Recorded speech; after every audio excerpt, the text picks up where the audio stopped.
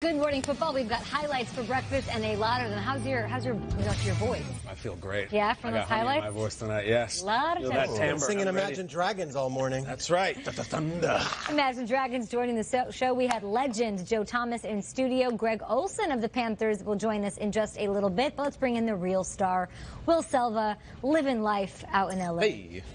Absolutely. Hey, trying to get through Carter 5 right here, but I have to do this update now. I'm on track 7 right now. Mona Lisa, Kendrick Lamar. Awesome.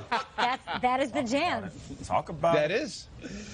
So I'm trying to get through Wheezy's album, but yes, I have to do an update because you people want it. From now on, Aaron Rodgers' new motto will be REHAB. That's the only thing he can do because of his knee injury. He's only practiced the last 2 Saturdays, which is usually a light session. Although a good sign for the Packers came as Rodgers was a limited participant on Thursday for the first time since injuring that knee. He has played every snap the last 2 games, but head coach Mike McCarthy calling it different at any time a quarterback doesn't practice.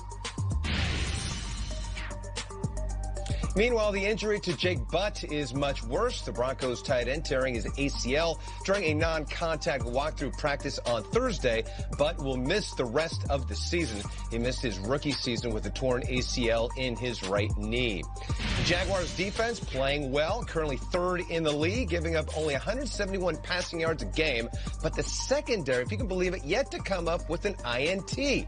Free safety Tayshaun Gibson says he's going to be the first to snag an interception, something his teammate Jalen Ramsey took exception to. I wouldn't agree, but, you know, I wouldn't agree. But if Gib does, though, we'll all be happy. We just need somebody to pop it off, really. I think it's going to be myself. But, you know, I'm going to be happy for whoever pops it off, and then we're going to get it rolling from that point on. Of course he thinks it's going to be himself. For Sam Darnold, vaya con Dios, because looking at what the Jaguars defense has done since 2017, quarterbacks with less than 10 career starts, 1-4 against this Jaguars defense. Not good at all, and 26 sacks in just 5 games for those guys. Yes. We'll let you get back to Mona Lisa and Wheezy at Baby, and we'll bring it back here to New York City. Thanks so much, Will. Huge AFC North rivalry game coming up on Sunday night. I'm so excited about this. The Ravens, they're going to Pittsburgh to Heinz Field to take on those Steelers. So for more on Pittsburgh's offensive side of things, let's send it over to Aditi Kingabwala. Kay, in the Ravens this week, the Steelers face not only their most heated rival, but also the #2 pass defense in the NFL.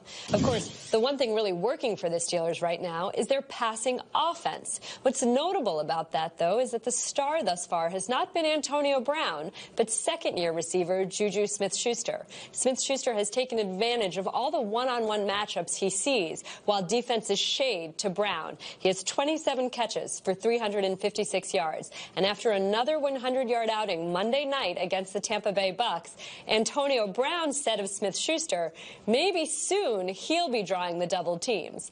Now on Thursday, Steelers offensive coordinator Randy Fichtner said that's a pipe dream, that all the defenses the Steelers have seen will always shade towards Brown. But Fichtner did make this point. The more that quarterback Ben Roethlisberger can successfully get the ball to Smith-Schuster, to the young James Washington, to tight ends Jesse James and Vance McDonald, the more that will open up opportunities for Brown. And, of course, that always makes this team happy. Okay?